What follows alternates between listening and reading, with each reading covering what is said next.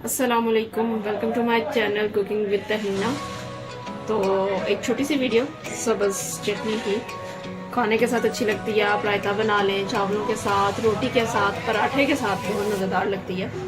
तो मैं आपको बता देती हूँ, ये है जी पुदीना, मैंने 2 गट्ठी की थी और आधी धनिए की, ठीक है, या 1 धनिए की गट्ठी कर लें क्योंकि 2 वो हैं।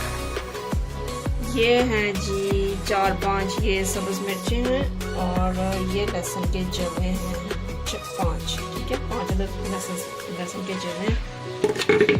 ये सारा इसके अंदर डाल देंगे, पुदीना और धनिया। अच्छी तरह से ये धो के रखा हुआ है, मिट्टी भी बहुत होती है इसके अंदर, रेत होती है, तो ज़रा ध्यान से अच्छी तरह से धो लें वरना वो खाने में आती है बार बार। ये भी इसी तरह से पूरी डाल दें, आधी तोड़ के डाल दें, आपकी अपनी चॉइस है। ये वैसे तो बीच में ब्लेंड हो जाएगा।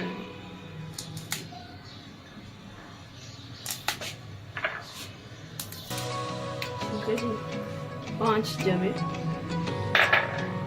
इसके अंदर हम डालेंगे 1 टीस्पून नमक। ये देखिए, आप अपने टेस्ट से कम ज़्यादा कर सकते हैं जैसे आपकी मर्जी। हमारे घर ये ज़्यादा खाई जाती है, इस्तेमाल होती है रोटी के साथ, खाने के साथ। मैंने इतनी ज़्यादा बनाई है, आप कम भी बना सकते हैं। इसमें थोड़ा सा पानी भी डालेंगे, ठीक है, इसमें थोड़ा पानी डाला। ये होगी चटनी तैयार हो गई। देखिए, इसको हम निकाल लेते हैं इधर बाउल के अंदर।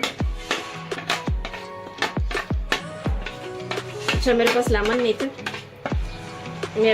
नहीं था, आपके पास अगर अवेलेबल हो तो 1 लेमन बीच में नहीं छोड़ना, ताकि इसका ना ये कलर ग्रीन ही रहेगा। 2-3 दिन आपकी चटनी चल जाती है और ये इसी तरह से ग्रीन रहेगा। वो जो 2 दिन बाद कलर चेंज हो जाता है, ब्लैक होने लग जाती है, वो नहीं होगा। और ये 3 दिन आराम से, 2-3 दिन आप खा सकते हैं। 1 लेमन निचोड़ लें, बस ये तैयार है। चटनी भी रेडी हो गई है। तो ओके, फिर आज के लिए इतना ही। अल्लाह हाफिज़।